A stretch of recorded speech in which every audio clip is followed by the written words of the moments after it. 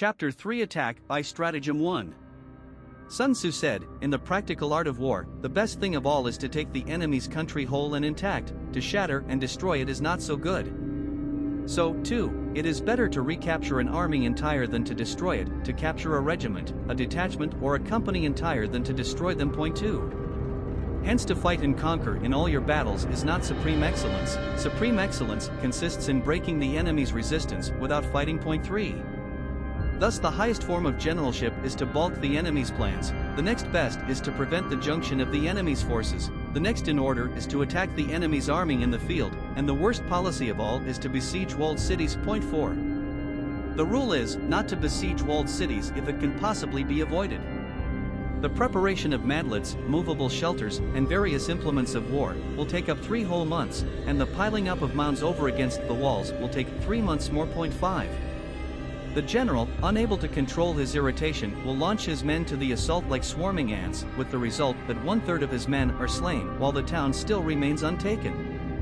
Such are the disastrous effects of a siege. Point 6. Therefore the skillful leader subdues the enemy's troops without any fighting, he captures their cities without laying siege to them, he overthrows their kingdom without lengthy operations in the field. Point 7.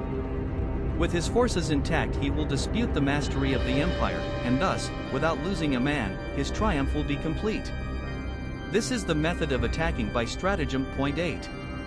It is the rule in war, if our forces are 10 to the enemy's 1, to surround him, if 5 to 1, to attack him, if twice as numerous, to divide our army into 2.9. If equally matched, we can offer battle, if slightly inferior in numbers, we can avoid the enemy, if quite unequal in every way, we can flee from him. Point 10. Hence, though an obstinate fight may be made by a small force, in the end it must be captured by the larger force. Point 11.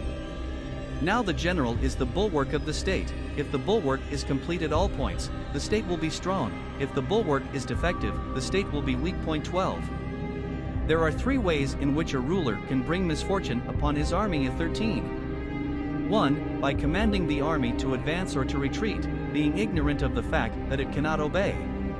This is called hobbling the army. Point 14. 2. By attempting to govern an army in the same way as he administers a kingdom, being ignorant of the conditions which obtain in an army. This causes restlessness in the soldiers' minds. Point 15. 3. By employing the officers of his army without discrimination, through ignorance of the military principle of adaptation to circumstances.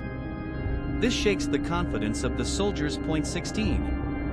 But when the army is restless and distrustful, trouble is sure to come from the other feudal princes.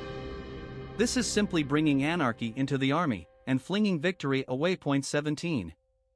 Thus we may know that there are 5 essentials for victory. Sadface 1. He will win who knows when to fight and when not to fight. 2. He will win who knows how to handle both superior and inferior forces. 3. He will win whose army is animated by the same spirit throughout all its ranks. 4. He will win who, prepared himself, waits to take the enemy unprepared.